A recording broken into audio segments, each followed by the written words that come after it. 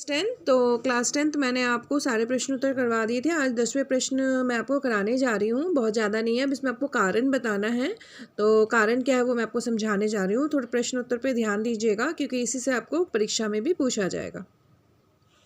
प्रश्न संख्या 10, टोपी 9वीं कक्षा में 2 बार फेल हो गया, बताइए क्यों? कारण क्या है? ज़हीन होने के बावजूद भी कक्षा में 2 बार फेल होने के क्या कारण थे?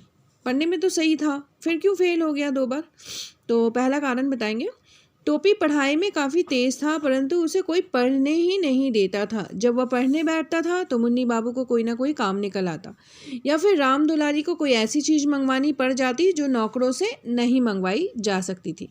इसके अलावा अगर ये दोनों से कुछ नहीं बोलते लाने को, तो भैरव क्या करता, उसकी कॉपियों के हवाई जहाज़ बनाकर उड़ा डालता। इसी कारण ज़हीन होने के बावजूद भी वह कक्षा में 2 बार फेल हो गया। तो उसके पास पढ़ने का समय नहीं मिलता था, ध्यान से वो पढ़ाई नहीं कर पाता था और ना ही घर वाले उसे पढ़ने का अच्छा मौका देते थे। अगला है, एक ही कक्षा में दो बार बैठने से टोपी को किन भावात्मक चुनौतियों का सामना करना पड़ा? तो एक ही कक्षा में दो बार बैठने से टोपी को अनेक भावनात्मक चुनौतियों का सामना करना पड़ा। उसे अपने से छोटे बच्चों के साथ बैठना अच्छा नहीं लगता था। जो उसकी क्लास के बच्चे थे वो तो आगे निकल गए, अब उसके पीछे वाले जो बच्चे थे वो उनसे छोटे थे, तो उनके साथ बैठने में उसे थोड़ा सा मतलब अच्छा नहीं लगता था, अनकंफर्टेबल फील होता था, लेकिन फिर भी उनके साथ उसे बैठना पड़ता था। वह अपनी कक्षा में अच्छा खासा बूढ़ा दिखाई देता था, मतलब 1-2 साल का, तो वो उनसे बड़ा था।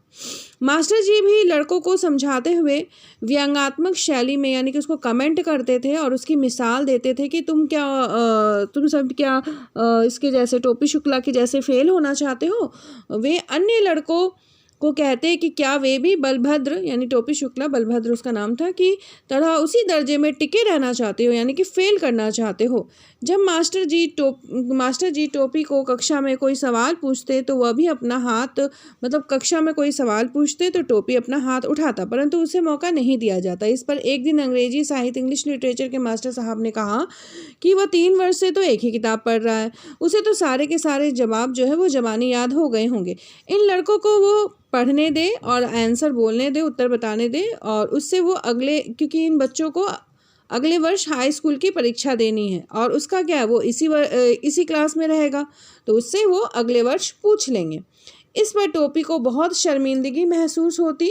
उसकी कक्षा के बच्चे भी उसके साथ खेलना नहीं चाहते थे, सब उसकी हंसी उड़ाते थे, मजाक उड़ाते थे।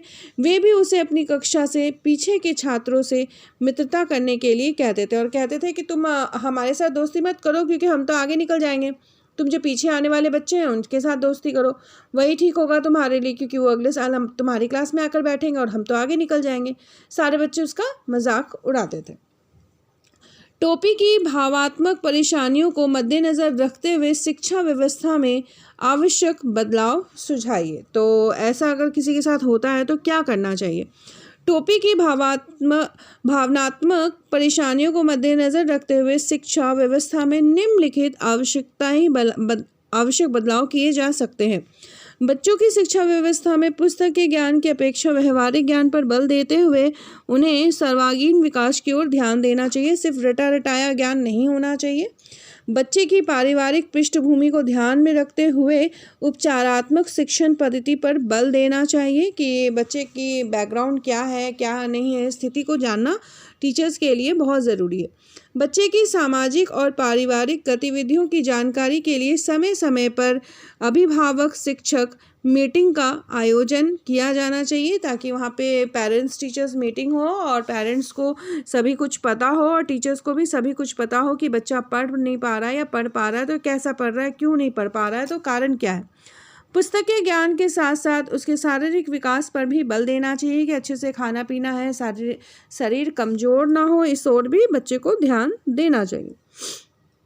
अगला प्रश्न है 11वां प्रश्न, इफ़न की दादी के मायके का घर कस्टोडियन में क्यों चला गया? कस्टोडियन को क्यों दिया गया? इफ़न की दादी के मायके के सदस्य कराची में जाकर रहने लग गए थे। तो इफ़न की दादी के जो घर वाले थे वो सभी वहाँ से चले गए थे, कराची में शिफ्ट हो गए थे और ऐसी स्थिति में उस घर पर किसी का मालिकाना हक नहीं था। तो अब उस घर पे कोई था नहीं और उस पर किसी का मालिकाना हक नहीं था। इसी कारण इफ़न की दादी के मायके का घर जो हुआ वो कस्टोडियन में चला गया, क्योंकि उस पर जब किसी घर पे कोई मालिकाना हक नहीं होता तो वो कस्टोडियन को वो घर दे दिया जाता है। ठीक है, तो सारे प्रश्न उत्तर तो लगभग आपको हो गए हैं। अब आपको इन सबको अच्छे से लिखना है, याद करना है। टोपी शुक्ला का अध्याय समाप्त हो गया। ओके क्लास 10, धन्यवाद।